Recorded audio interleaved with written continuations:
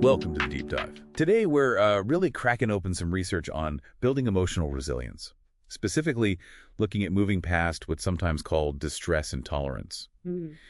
Our mission really is to distill these strategies. They need practice, patience, to help you get better at, well, accepting distress. Exactly. And I think the starting point, maybe the most surprising bit, is realizing that feeling bad, that emotional discomfort, it's not just normal, it's actually useful. Useful. Okay, that goes against how we usually think about it, right? Yeah.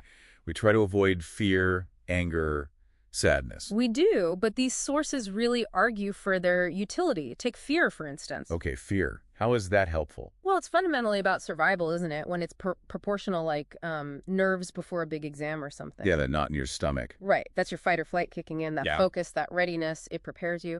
Without that basic fear response, we'd be, well, pretty vulnerable. Okay, survival makes sense, but what about anger that often just feels destructive? It can feel that way, but anger, fundamentally, it's fuel. It's energy for action. Think about injustice or seeing something wrong happening. That anger, it pushes us to protect ourselves, protect others, maybe even try to change things. Yeah. It signals that a boundary's been crossed, Right, it demands attention. Okay. And sadness. That just feels like pure pain sometimes. Yeah. What's its job? Sadness. Well, it's deeply connected to value, actually. We feel sad when we lose something important, a person, a job, affection. Yeah. If we never felt sad, it might mean nothing was really valuable enough to lose. So, in a way, sadness proves we care, that we connect, that we live a full life. That's a powerful reframe. Okay, so these emotions have a purpose. But here's maybe the next key thing from the sources. They don't last forever. Exactly. That's crucial. When you're in it, distress can feel totally permanent, like it'll never end. Oh, definitely. But emotions are much more like waves. They build up, they reach a peak intensity, plateau for a bit, and then they naturally subside and pass, like a wave hitting the shore and receding. And the big takeaway here is, don't fight the wave. Pretty much. Trying to block it, push it away, resist it, that just tends to make the distress feel worse. And honestly, it often makes it stick around longer.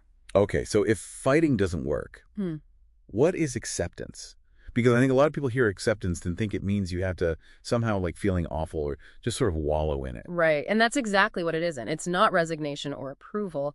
It's really about changing how you pay attention to that difficult emotion. How you pay attention. Yeah, this is where mindfulness comes in. The idea is to become like a watcher of your own emotions. You observe them right here in the present moment, but with curiosity, without judging them as good or bad, and without that immediate urge to fix or change them. Becoming the watcher. Yeah. I like that. Yeah. But how do you actually do that? Like, what are the tactical steps when that feeling hits? What are you saying inside your head? Okay, so first step is really just that. Watch or observe. Try to adopt that slightly detached third-person view. Then you label or describe it, almost like you're a commentator. You might say to yourself, okay, there is anger. I feel it tightening my jaw. Or, that's fear. My heart is beating fast. So you're naming the feeling and maybe where you feel it physically. Exactly. And the key attitude here is curious and non-judgmental.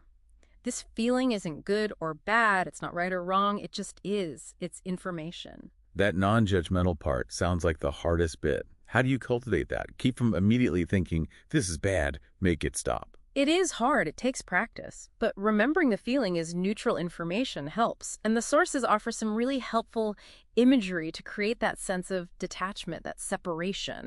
The analogies, yeah, those are useful. Right. Like visualizing the emotion as a speeding express train. You're standing on the platform. It's loud. It's powerful. But you wouldn't try to jump in front of it or hop on. Right. Yeah, definitely not. Watch it pass through the station. It's separate from you. That really helps create distance. The feeling isn't me. What were the other ones? Something about nature. Yeah, similar idea. You could visualize emotions as clouds drifting across the sky or leaves floating down a stream. You just watch them appear, drift by, and eventually disappear from view. They come and they go. Clouds. Leaves. Okay. Or picture an empty room. Emotions come in the front door, maybe linger a bit, but then they leave through the back door. The room itself remains unchanged. These are great mental tools. But it sounds like a skill, something you need to practice. Probably best when you're not in the middle of intense distress. Absolutely. Practice when you're calm, maybe with minor irritations first. Yeah. But inevitably, even when you get good at this, you'll have what we might call emotional comebacks. The feeling flares up again. Right. And that must feel like you failed, like the technique didn't work. It can feel like that, but it's totally normal. It's just part of the process. The goal isn't to never feel the emotion again. The goal is simply to notice it again, catch and watch. Catch and watch. Yeah, see that returning wave or the express train coming through again and just acknowledge it. Ah, there's that feeling again. Maybe even congratulate yourself for noticing it this time. It's just another wave. So wrapping up then, acceptance isn't about getting rid of feelings or being totally absorbed in the present moment so you don't feel anything. It's more about learning to notice, to watch the feelings as they move through you. Precisely. It's about changing your relationship to the feeling. And here's a final thought to take with you.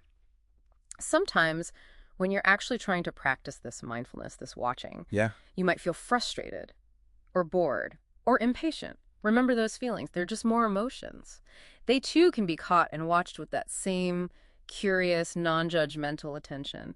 So in a way, there's always something right there to practice on.